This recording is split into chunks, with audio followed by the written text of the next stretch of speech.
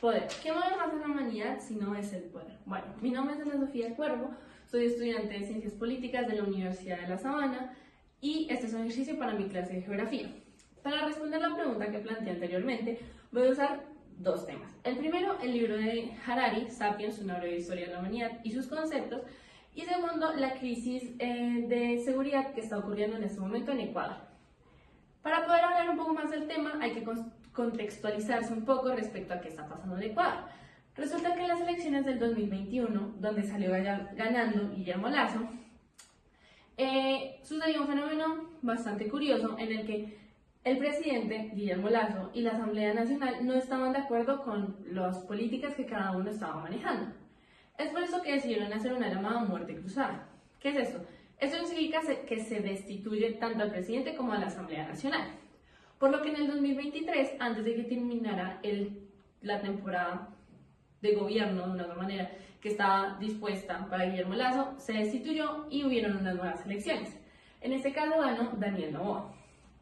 Dentro de todo esto, sucedió porque Ecuador está pasando por un momento muy complicado respecto a las bandas criminales. Para entender cómo las bandas criminales han llegado a tener esta magnitud o este impacto, hay que entender que Ecuador se divide en 24 provincias. De estas, varias son fronterizas y pueden accederse a rutas transnacionales de mercado. Estas bandas criminales han logrado apoderarse de estas rutas de mercado para poder hacer ellas mismas sus negocios.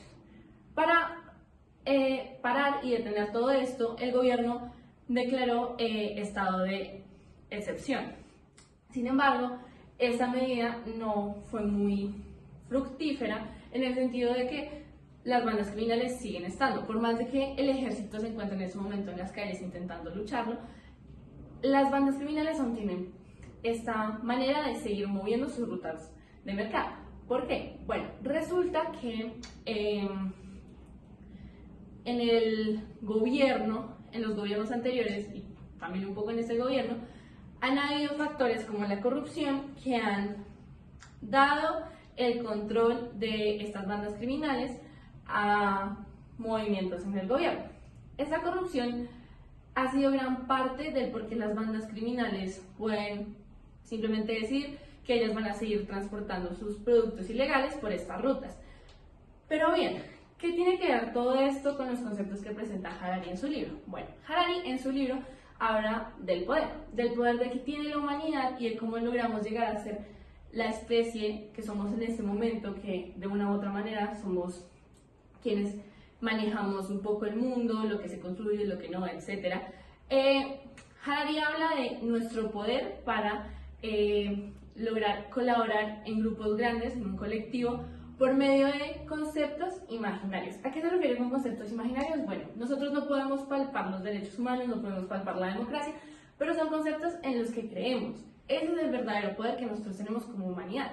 Uno de estos conceptos no palpables que nosotros mismos creemos y les damos un significado muy importante es el dinero.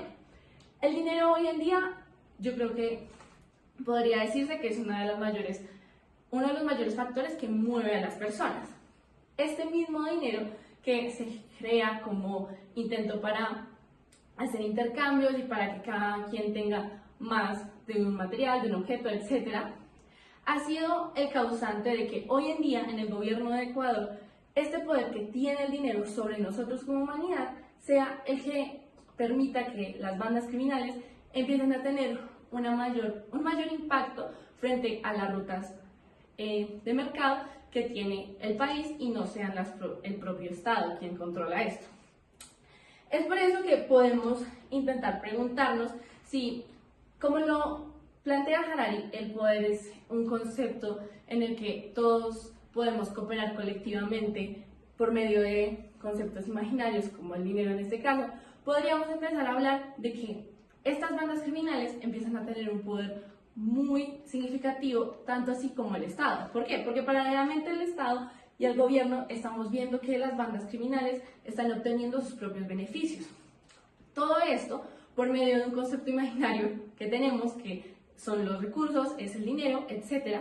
Y podemos empezar a hablar de que nosotros como humanidad tenemos, si bien el poder de ayudarnos a colaborar colectivamente, también podemos colaborar colectivamente por algo que no está correcto, visto de una manera más amplia, para el desarrollo de una nación. En este caso, las bandas criminales, en este caso también se formó la corrupción que llevó a esta crisis de seguridad en el Ecuador.